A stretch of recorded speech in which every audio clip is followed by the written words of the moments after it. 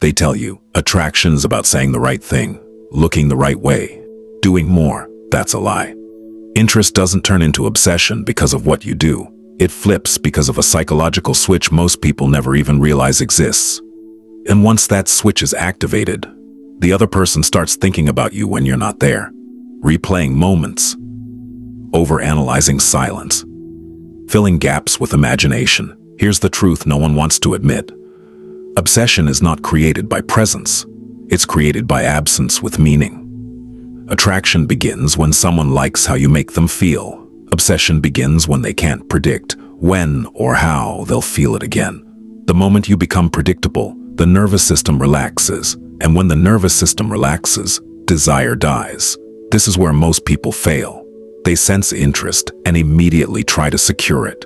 They respond faster. They explain more. They become emotionally available on demand. What they think they're doing is building connection. What they're actually doing is removing uncertainty, and uncertainty is the fuel. Now pay attention to this next part, because this is where the switch flips. The human brain is wired to prioritize unfinished emotional loops. Anything unresolved becomes mentally dominant. That's why cliffhangers work. That's why unanswered texts feel louder than answered ones. That's why someone who gives you almost everything controls more attention than someone who gives you everything.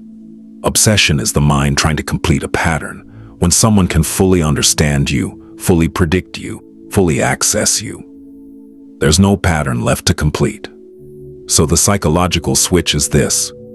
You must become emotionally consistent, but behaviorally unpredictable. Most people do the opposite. They're emotionally reactive and behaviorally predictable. They get excited when attention is given. They pull back when attention is removed. They reward validation and punish distance. This hands control away instantly. The person on the other side learns one thing very quickly. Almost your emotional state depends on them.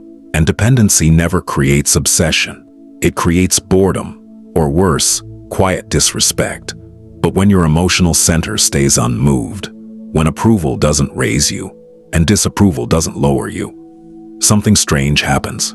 The other person starts testing. They might pull back slightly. They might delay responses.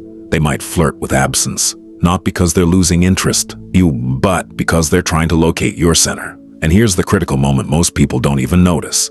If your behavior stays calm, if your tone stays grounded, if your energy remains unchanged, the mind on the other side hits resistance.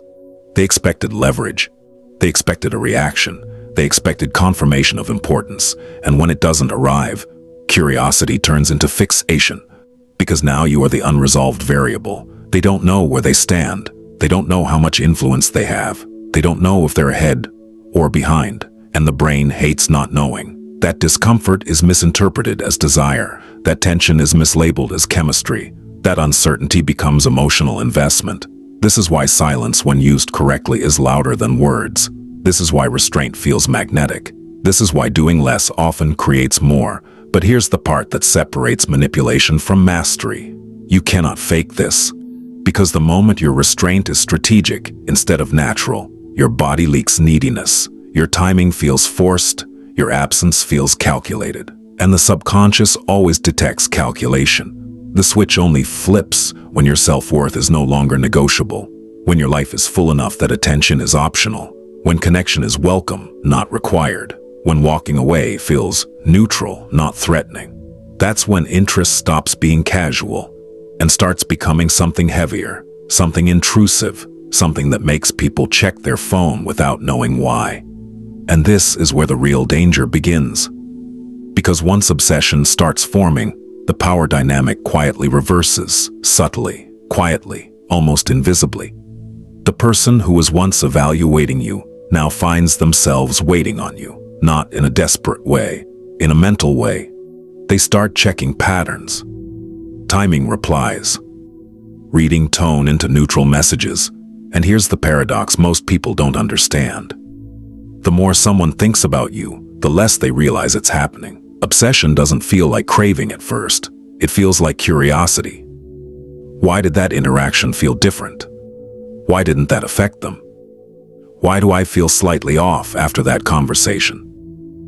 Those questions loop, and every loop deepens emotional investment. This is where people usually panic and ruin it. They sense the shift. They feel the energy tilt, and instead of letting tension mature, they rush in to relieve it. They clarify. They reassure. They become warmer to balance things out.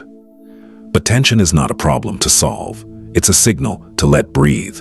When you remove tension too early, you rob the mind of its work. And the mind wants work. It wants friction. It wants something to chew on. It wants ambiguity with emotional weight. That's why the most magnetic people don't chase closure. They leave conversations slightly open. They exit interactions before emotional peaks collapse. Not cold, not distant, just complete within themselves. This creates a subtle psychological imbalance. The other person leaves the interaction feeling like they didn't quite give enough, not because you demanded more, but because you didn't need it. This is Stickman Influence. See you in the next video.